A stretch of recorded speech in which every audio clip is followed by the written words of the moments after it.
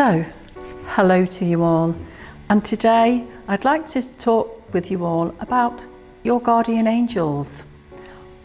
Where are they? How do they come about? How do you know that they are with you? Etc.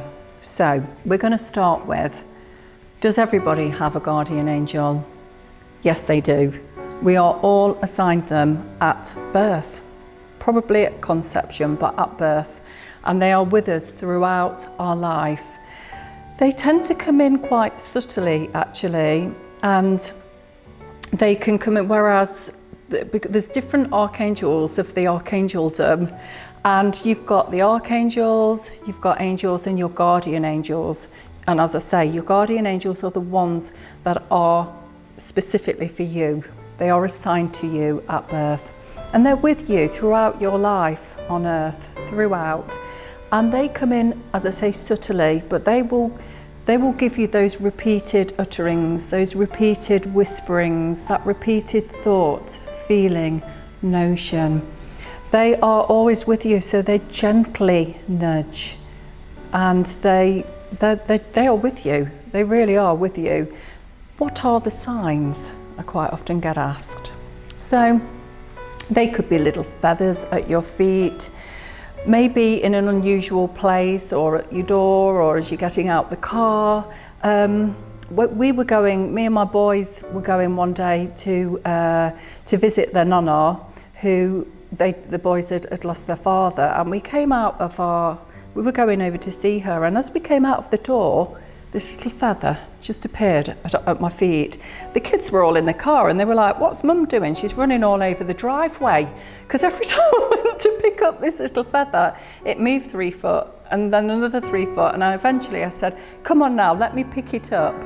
And I did, and I picked that up, and it was because they do like to have fun with us. And it was a little feather for their nana to take from a loved one. And it made me giggle, that did. So they can have fun with us too. And we took that little feather to their nana. So they are with us with little signs, whisperings. That little robin, have you seen that little robin coming up close? I've heard people tell me that it comes right up and taps on the window. I've seen them regularly coming up as well. So you might get the feathered variety of the little bird coming up that means something to you as well. Anything with wings, really. The butterflies as well. And butterflies are also very symbolic of transformation. So if you do get a butterfly, that's your angel giving yourself and nudging you to accept the changes that are about to take place. And sometimes when we're on our spiritual quest, it's not always an easy or comfortable thing to do, to make those moves, to transform ourselves. And it's just their way, it's your angel's way of saying, "Come on, we're here, it's okay, we're with you, let's do this together," because we are never truly alone. I just know for me that I'm never truly alone, and that brings me such comfort and warmth. So another little sign of them being around is how you feel. Have you gone cold? Have you gone goose pimply? Have you gone warm? For me, I feel great warmth when I talk about the angels, and it's just, I'm always in awe of an angel, always in awe of an angel. And our children are assigned them, so you can talk to your angels, because if we don't ask, we don't always receive.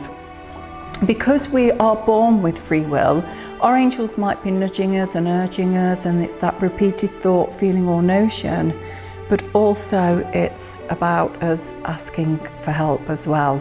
So go on, make that request today. It may not come though in the way that you exactly want it. It may come in the way that, because our angels don't have an ego, the difference between an angel and a loved one is a loved one in spirit they will have an ego. They will want the very best because they've got your interest, they loved you, that you're their kin, and they have a different kind of an interest, whereas the ego is out with an angel and they only want what is for your very best and highest good. And sometimes it's only in hindsight when we look back and see, oh yeah, it had to be that way. I had to go through all of that to get to there. And you know what? That's part of our life journey. We are here to learn different experiences, to have different experiences, and to learn and to self-reflect and to live it, to be in the present. And that's all our angels ever want for us.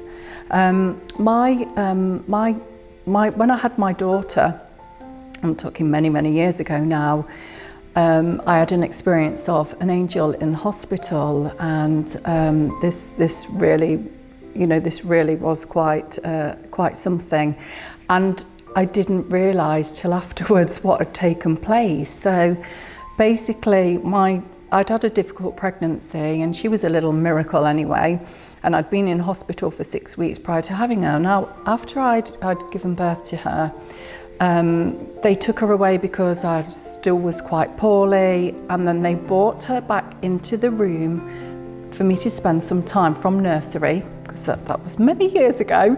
They brought her back from the nursery for me to hold and to bond with.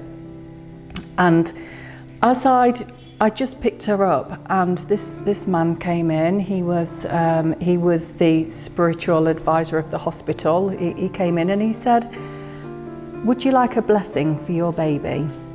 And I said, "Oh yes, please, I really would." So I'd got her in my arms like this, and my eyes were closed, and he was doing the blessing, and I was with him all of the way with the words. They were beautiful. And all of a sudden, the panic alarm went off, and this guy is going, "She's not breathing." And he'd rung the bell, and the nurse, all I remember is the nurse whipping her out of my arms and taking her away. I will tell you quickly, it's okay. She was fine, but she wasn't for a little while, okay? She had to go into special care.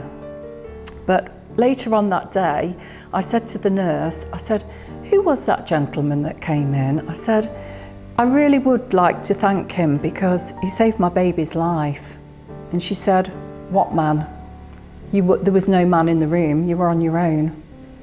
And that to me was, for me, validation that my child's angel was there with her, with us, and watching over. So they can come in when we're in mortal danger.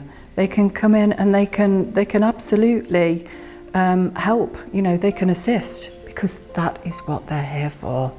That is what they're here for. So, if you want to get the name of your angel, if you want a name for your angel, then look for lyrics on of a song, maybe the repeated lyrics, maybe words on number plates, things like that. So again, ask for signs, but you don't have to give them a name if you don't want to. You can just say, "Hey angel, please can you help me in whatever way it is," and then sit back, trust, and allow your angels to be ever present. Thank you for listening. Thank you.